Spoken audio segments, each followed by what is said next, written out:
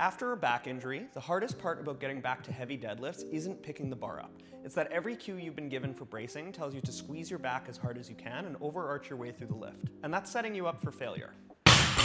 So today, we're going to talk about how to properly brace for heavy deadlifts after a back injury so you can get back to crushing PRs. We'll talk about what to do versus what not to do, what a circumferential bracing pattern is and why it's important, and we'll go over a thorough progression to get you back to heavy lifting again. Now, before we get into any of this, I want to quickly address red flags, because everything in this video assumes your back injury has been cleared by a professional and there's nothing serious going on. If you're dealing with any loss of bladder control, numbness in the groin or inner thighs, progressive weakness in the leg that's getting worse and not better, unexplained weight loss along with the back pain, or pain that wakes you up at night and nothing changes, stop watching and go see somebody. Those are not things that you train through. Those are things you get looked at. For the rest of this video, I'm assuming you've been cleared and you're ready to load again. So let's get into it. Here's the problem. Most lifters, especially after a back injury, have been told to brace by arching their back harder, tightening the low back, squeezing the lumbar spine into extension. And if that's all you're doing, you're creating tension in one place and leaving the rest of the trunk kind of floppy.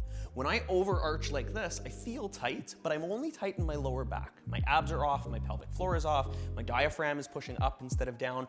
That's not really a brace, it's just hyperextension. And when you load a heavy bar and you pull off the floor from that position, the lumbar spine is the first thing that gives because all of the load is centered in that one area. The proper way to brace is called circumferential bracing, and it means we're using all the muscles around the trunk, plus the top and the bottom, to create pressure in every direction. 360 degrees of walls, a roof, and a floor, just like a barrel. The front and sides are your abs and your obliques. The best way to feel these is to pretend that someone's about to poke you in the stomach, and you're pushing out against their finger. So take your own hand, push in, and push your abs out against it. That's the tension that you want. The back is the low back muscles. We want tension here. We don't want hyperextension though when we're loading it with 5 or 6 or 700 pounds. The floor is your pelvic floor. The easiest way to find these muscles is the next time you're going to the washroom, try to stop the flow of pee midstream. That contraction is the pelvic floor turning on. And I want to add something here that most people miss. You also need to be able to relax those muscles. A pelvic floor that's always on is just as much of a problem as a pelvic floor that won't turn on. We need both sides of the dial. The roof is your diaphragm, so take a big breath down into your belly, and that pushes the diaphragm down and creates tension from above. When all of the areas are doing their job, the front, the sides, the back, the top, and the bottom, you've got a pressurized barrel around your spine, and that's what holds you up under a heavy deadlift, not your low back alone. And that's a really, really important distinction. Now, let's talk about how to build this before you put a bar in your hand. Start with activation and basic patterns. I'm talking about dead bugs, side planks, hip lifts, bird dogs, glute bridges, and posterior pelvic tilts lying on your back. These movements look basic because they are. That's the whole point. You need to be able to prove to yourself that you can find all the walls of the brace without a bar on your back. Pelvic tilts are the one that I want to flag. You need to be able to move your pelvis in and out of a posteriorly tilted position.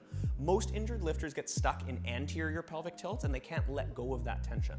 That's what we're fixing with this work. It's not because anterior tilt is bad and posterior is good, it's because strength is positional in nature. We're strong in the positions we train and weak in the ones that we don't. And more often than not, I find lifters don't have a whole lot of control in those posteriorly tilted positions, particularly when they're under load.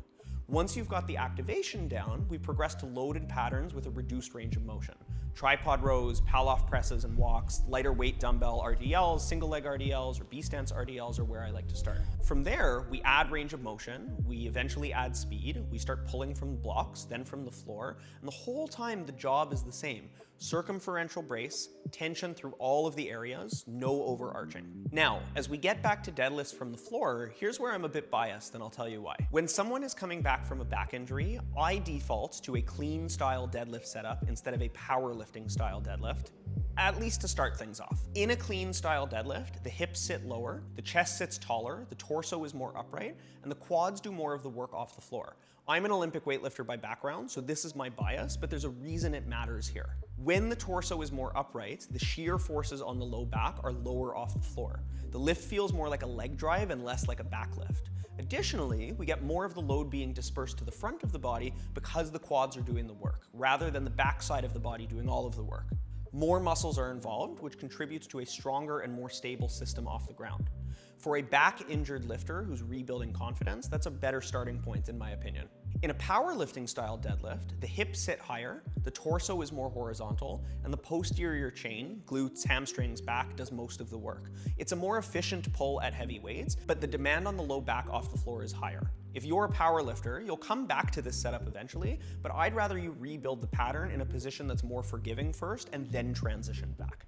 Here's the full sequence. Stand over the bar, take the breath standing tall, find your 4 walls on the floor before you move, hinge down with the tension already built, don't try to find it at the bottom, pull the slack out of the bar, engage the lats by trying to squeeze grapefruits with your armpits, push the floor away from you, and the weight will leave the ground.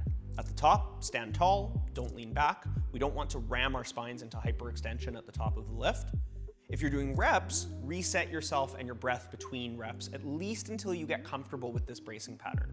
Don't try to hold one breath through all 5 reps. Bracing for deadlifts after a back injury isn't about squeezing your back harder. It's about using everything you've got in the right order at the right time. If you want more information like this, I post about this stuff every week. Subscribe to my channel and I'll see you in the next one. Thanks for watching. I appreciate you taking the time.